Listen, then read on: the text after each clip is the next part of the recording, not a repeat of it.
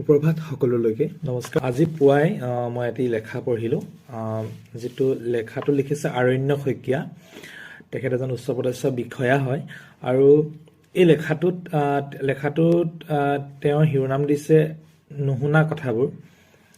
আচলতে এই লেখাটোৰ দ্বাৰা মই কি বুজি পালোঁ মই তাকে ক'ম যে বৰ্তমান সময়ত আমি ইমান বেছি ব্যস্ত হৈ পৰিছোঁ যে দুজন মানুহে মুখামুখিকৈ কথা পাতি থাকিলেও বহু সময়ত প্ৰায়ভাগ এজন মানুহে কৈ থাকে আৰু ইজন মানুহে খুব বেছি 10 মিনিট আৰু খুব কম 5 মিনিট সময় মনোযোগেৰে শুনিবলৈ চেষ্টা কৰে।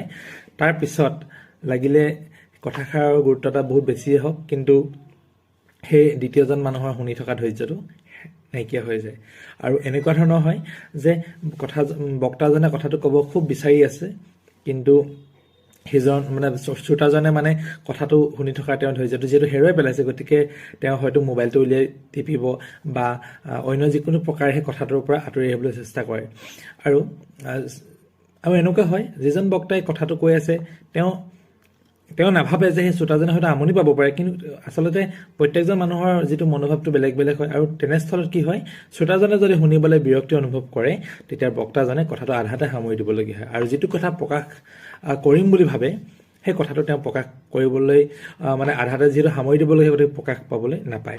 আৰু গতিকে বৰ্তমান সময়ত এনেকুৱা এটা ব্যৱস্থা হৈছে যে যোগাযোগ মাধ্যমত আমি বা সামাজিক মাধ্যমত আমি দেখিবলৈ পাইছোঁ যে মোবাইলত অহৰহ মানুহে লিখা হাজাৰ হাজাৰ প্ৰকাশ কৰি থাকে, কিন্তু মানুহে মুখেৰে কথা পতা আদান প্ৰদান যিটো কৰা ব্যৱস্থাটো, কথোপকথন যিটো ব্যৱস্থা, সেই ব্যৱস্থাটোত এজন শ্ৰোতা আৰু এজন বক্তাৰ যিটো পাৰস্পৰিক যিটো ক্ৰিয়া, সেইটো প্ৰকাশ পাবলৈ হ'লে দুয়োজনৰ সমান গুৰুত্ব থাকিব লাগিব।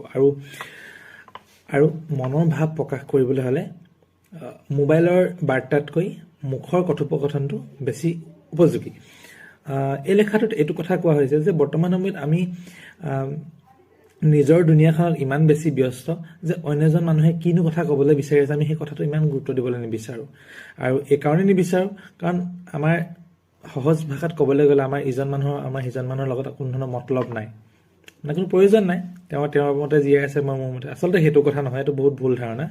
আৰু বৰ্তমান সমাজত মানুহৰ এই একান্তই ব্যক্তিগত ধাৰণাবিলাক যেনেদৰে প্ৰকাশ পাইছে, এই কথাবিলাকৰ দ্বাৰা মানুহৰ সামাজিক যিটো মনোভংগী বা দৃষ্টিভংগী, সেই বস্তুটোৰ পৰা মানুহ ক্ৰমান্বয়ে আঁতৰি আহিছে। খুব ব্যক্তিগতকৰণত মানুহৰ চিন্তাধাৰা বা বোধ এইখিনি ব্যক্তিগতভাৱেহে সোমাই থাকিবলৈ বা তেনেকুৱা ধৰণৰ ধাৰণাত প্ৰচাৰিত হৈ আছে।